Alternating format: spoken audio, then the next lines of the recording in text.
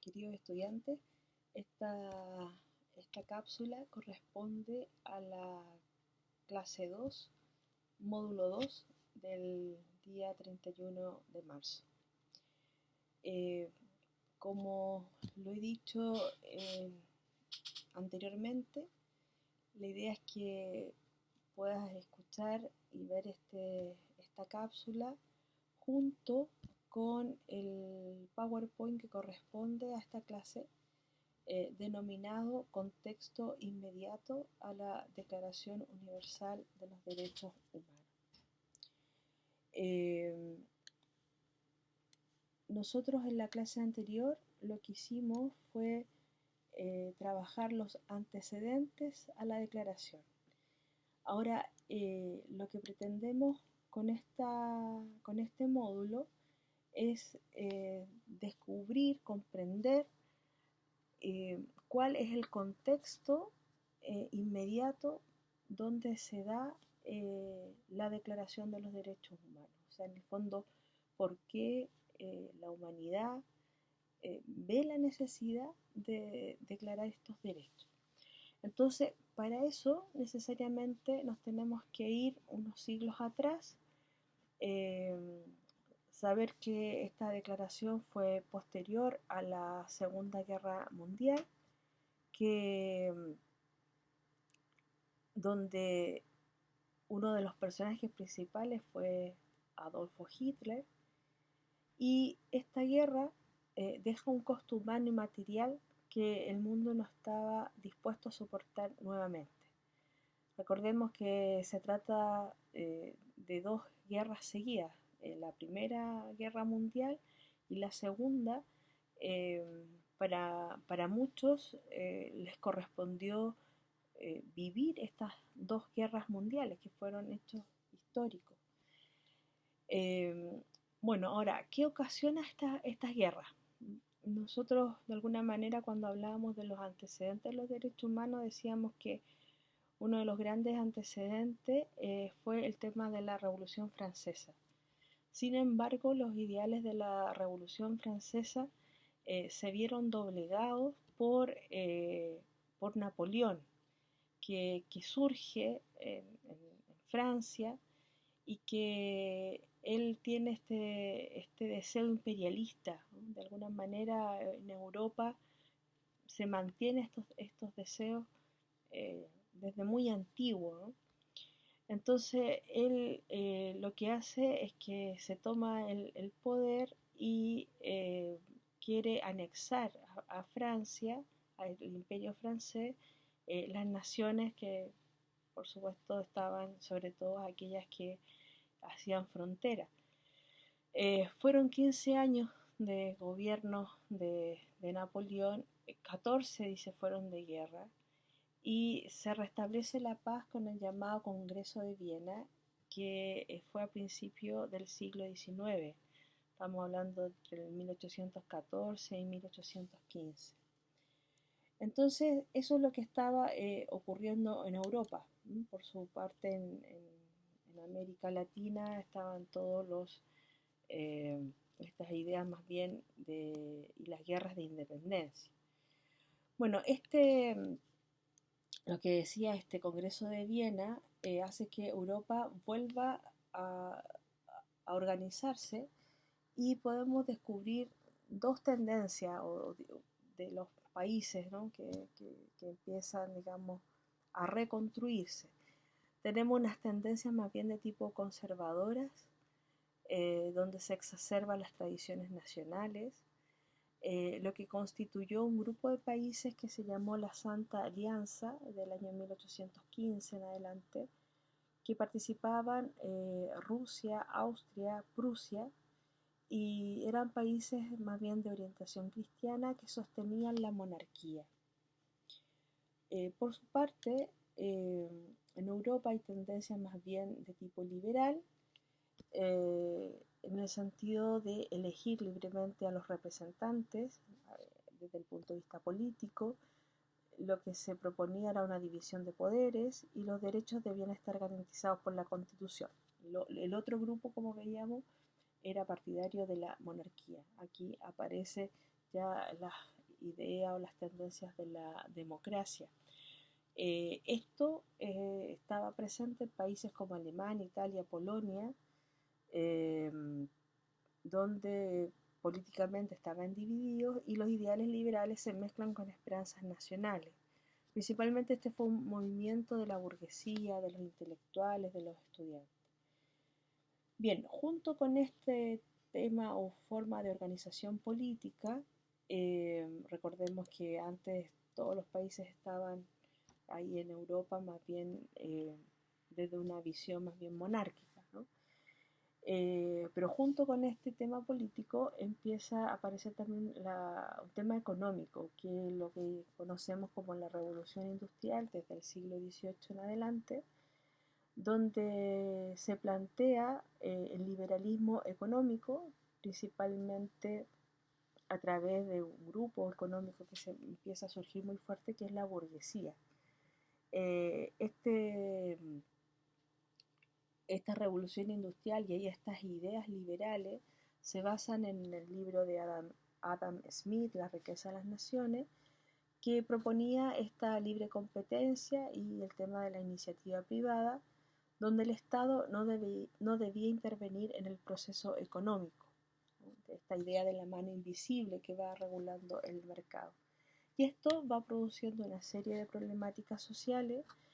Surge con mucha fuerza la clase obrera urbana o proletariado.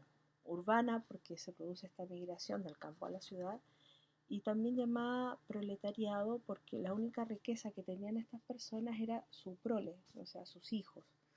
No ostentaban otro tipo de riqueza. Y como sabemos, había muchos problemas de tipo laboral, muchos abusos también, de los obreros que no tenían descanso, no tenían vacaciones, muchos de ellos no tenían un sueldo, sino solamente se les pagaba con alimento, explotación de las mujeres, incluso también de los niños. Entonces, esta revolución industrial hizo que también socialmente hubieran respuestas desde distintas respuestas y propuestas, ¿ah? Desde distintos ámbitos. Dentro de la misma burguesía o de los empresarios, una de las respuestas fue que los empresarios tuvieran una conciencia social. Ejemplo de esto fue un empresario que se llamó Roberto Owen, quien justamente empezó a velar por los derechos de los trabajadores e hizo algunos cambios en las industrias. Bueno, la Iglesia Católica por su parte propone la Rerum Novarum de León XIII, donde es una propuesta en el fondo donde se le pide justamente a los capitalistas, a los dueños de los capitales, que entiendan que no pueden ellos surgir sin la clase obrera, por lo tanto tiene que haber una mutua cooperación. Por su parte aparecen otras posturas como la de Marx y Engels, donde se propone la lucha de clases, ¿no? Donde en el fondo el mundo obrero al final terminaría tomándose esos capitales y ellos organizando las industrias. Por supuesto, esto produce tensiones políticas, sociales, etc. Por su parte, en el siglo XIX empiezan a surgir nuevamente los imperialismos, pero ya no dentro de lo que es Europa, sino más bien a través de la expansión colonialista de algunos estados europeos en África y Asia. Se empiezan a instalar allí con colonias y ciertamente hay un tema económico en beneficio de estos países europeos, o de algunos de estos países europeos. Y por otra parte, Estados Unidos y Japón lo que hacen es una penetración económica de Centro y Sudamérica, no como una expansión colonialista, pero sí desde una visión económica o un modo de hacer la economía. Eh, bueno, toda esta situación histórica, llegamos a lo que es la Primera Guerra Mundial a principios del siglo XX, entre el 1914 y el 1918, donde las causas o algunas de estas causas son justamente los nacionalismos, es decir, sobre todo los países europeos, empieza esta visión de que la nación empieza a erigirse como lo más importante. Siempre los ismos son complejos porque en el fondo manifiestan una cierta doctrina extremista. Y por otro lado, la carrera armamentista, donde justamente los países empiezan a armar para defenderse de otros, ya sea a nivel de territorio, ya sea a nivel de economía. Entonces van a surgir en esta guerra, los países se van a reunir en alianzas. Entonces tenemos la triple alianza, donde estaría Alemania, Austria y Hungría e Italia, frente a lo que se llamó la triple entente, Francia, Rusia e Inglaterra, y luego Estados Unidos también se acopla a ello. Bien, termina esta guerra y se proclama el Tratado de Versalles, donde justamente Alemania es uno de los países que queda menoscabado, por así decirlo, con este tratado.